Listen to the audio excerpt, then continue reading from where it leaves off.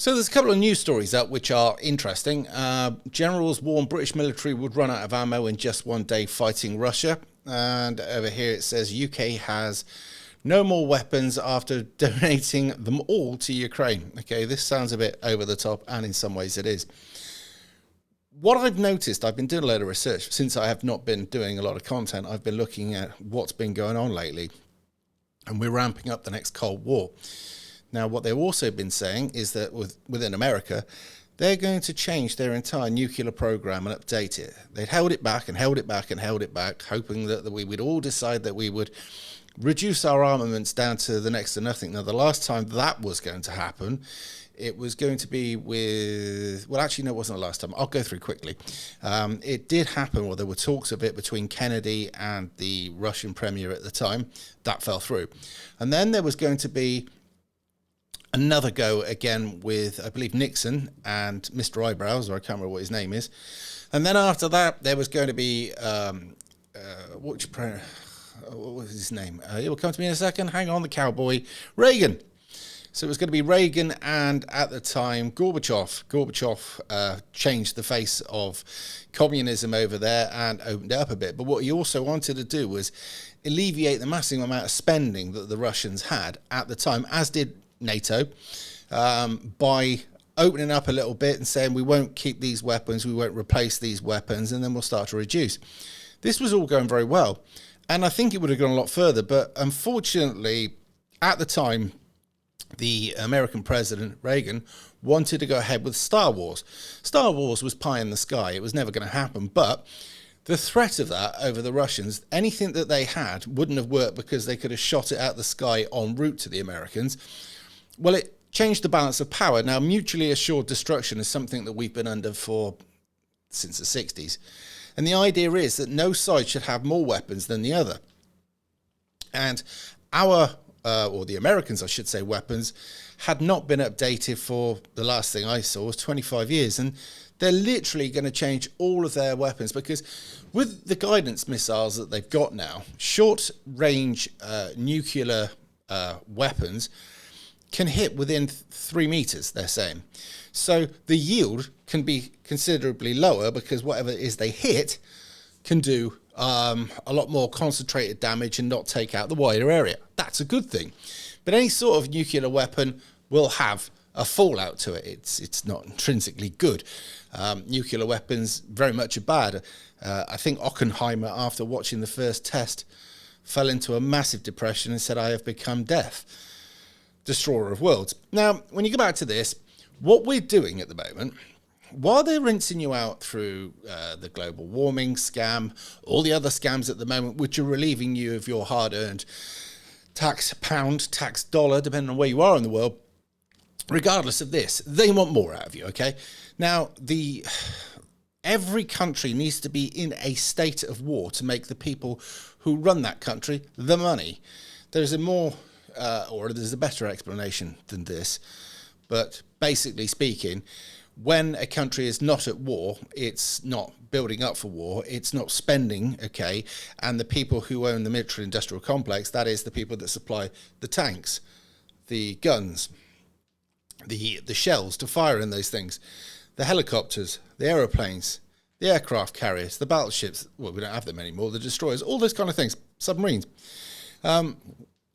All of this, when it's not happening, okay, the military-industrial complex gets a bit twitchy, and then it comes up with some other way, or the people within the positions of power need another way to relieve you from your money. Now, what we're going to do is going to have a massive push for the next Cold War. This will drum up fear for all of us, okay, and at the same time, will push the country even further into debt and cripple our economy further. And for what? Good question. At the moment, they're going to say that we stand a very real threat of being hit with the nuclear weapons from Putin. Now, at the moment, Putin is probably saying we stand a very real threat from NATO forces. They're moving closer and closer. To be honest, he'd be able to sell it a lot easier than we would because in the last sort of 20 or 30 years, we've been moving NATO ever closer to his borders. There was a big area where there was us, there was him, and in the middle were neutral. Not anymore. So here we are. But it says here, these weapons, I've never heard of them before.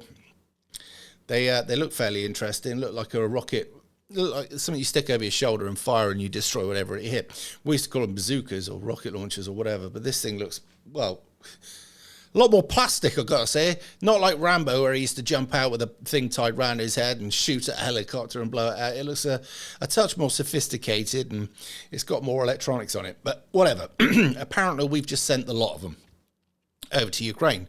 But it also says in the report that the war hawks within the military have been pushing for us to update our weapons and get new weapons.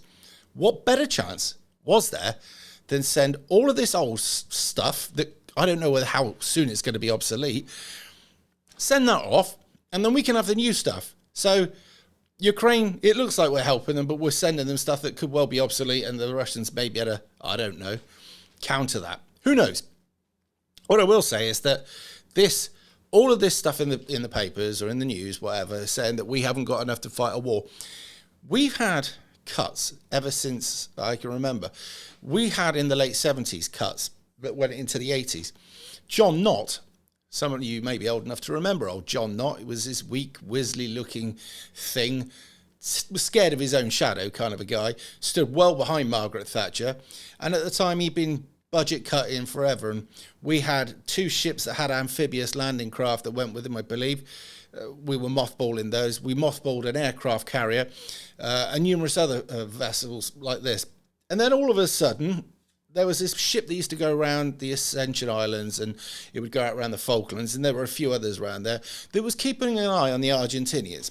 And we decided we were going to decommission that. Well, that was all the signal the Argies needed. Now, I may have some of these facts a little bit I'm being very general here, but with the cuts that John Knott meant, actually helped for the invasion of the Falklands. And it seems that we haven't learned our lesson. But at the moment, we've been limiting our armed forces. You look at say, for instance, we'll take Great Britain. Great Britain used to be the land-based aircraft carrier, if you want, for NATO and for the Americans especially. We had a lot of women who were very unhappy about the nuclear bomb being down at, what were those women called? Come to me in a minute. I'm having a very vague day. But nevertheless, up and down our great country, there were lots of installations that could fire weapons towards Russia, because the bear was the great threat to us. And I have to say that the economies of both America and Russia were utterly decimated because of the Cold War. Before the Cold War, before Kennedy got shot in the head, the spending that they had over there, I think it was 10% of what they ended up spending the year later under LBJ. Now, LBJ knew the war hawks wanted a war, and he also knew that the war hawks, along with quite a few other people, had helped make sure that the commander-in-chief was no more. And he didn't fancy those apples. So he basically reversed the sanction that was going to be bringing the men back from Cambodia, Laos, and all these inspectors, these whatever you want to call them. And he reversed the course of the war. A war that became unwinnable. But before we go any further into that war, he lasted his term and didn't seek re-election. After that, he was crippled by depression because he knew what he'd done. And he single-handedly signed the death warrant for over 1 million people. Because a lot of Americans got killed during that war, but far more of the Vietnamese, or Viet Cong, or whatever you want to call it, got killed over there. Many, many women and children. There's pictures of children running away from the latest battle, that they've been covered in napalm, and it burnt all the skin off them. There's famous pictures like that in there. But anyway, the American chiefs, a lot of these people who were a bit further on down, said that the war could have been won if they'd have been decisive. But every time they got somewhere, they pulled them back. Got somewhere, pulled them back. That war went on for years. And it seems to me that it was great business. Bad for humanity, great for business.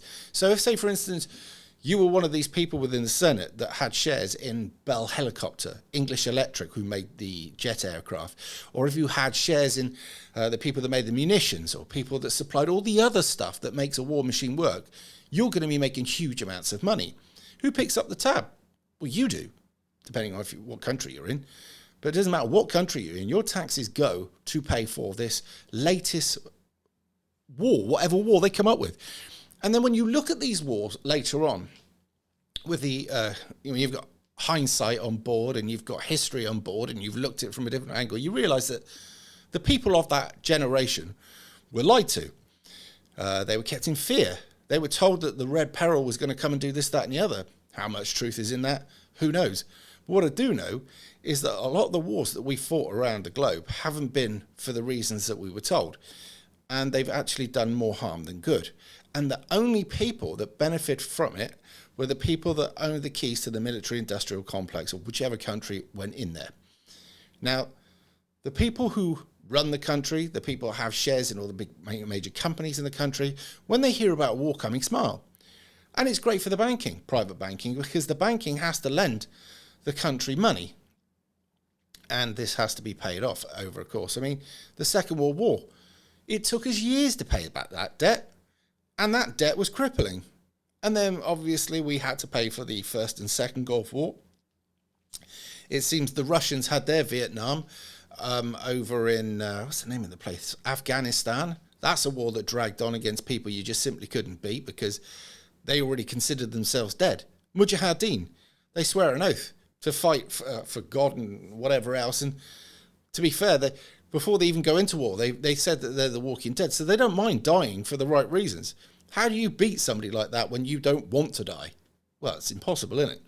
Now, when we look at the latest proxy war, which this is over there, all right, this is just another way to drum up the Cold War, which was massively good, as I say, for business, and drum fear into us and keep us looking over here while they're screwing us over there.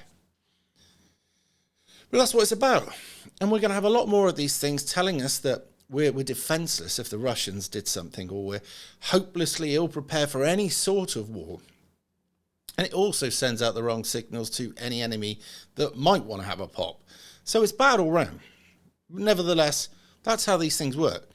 But what they'll do is they'll decide that in a hurry, we need to spend a lot more on development of lethal weapons, either missiles platforms, platforms that can take aircraft out the sky, new destroyers, or whatever they call them these days. We might even have to upgrade our nuclear fleet of submarines because they're coming to the end, aren't they? And then, obviously, all the delivery systems that take these missiles to wherever it was. We used to, I believe we had a lot to do with the Americans over them. We might have had our own warheads, but I believe they supplied the delivery system going back. Was it Minutemans and all the other things that we had back then? That was going back a long time ago. But either way, the fact is this. You and I are going to pay a lot more for this over a war we never wanted, over all sorts that we don't want. And all the time we're doing that, we'll still get our cars taken off us. We'll have our ability to travel taken off us. We'll have to have more and more medical interventions.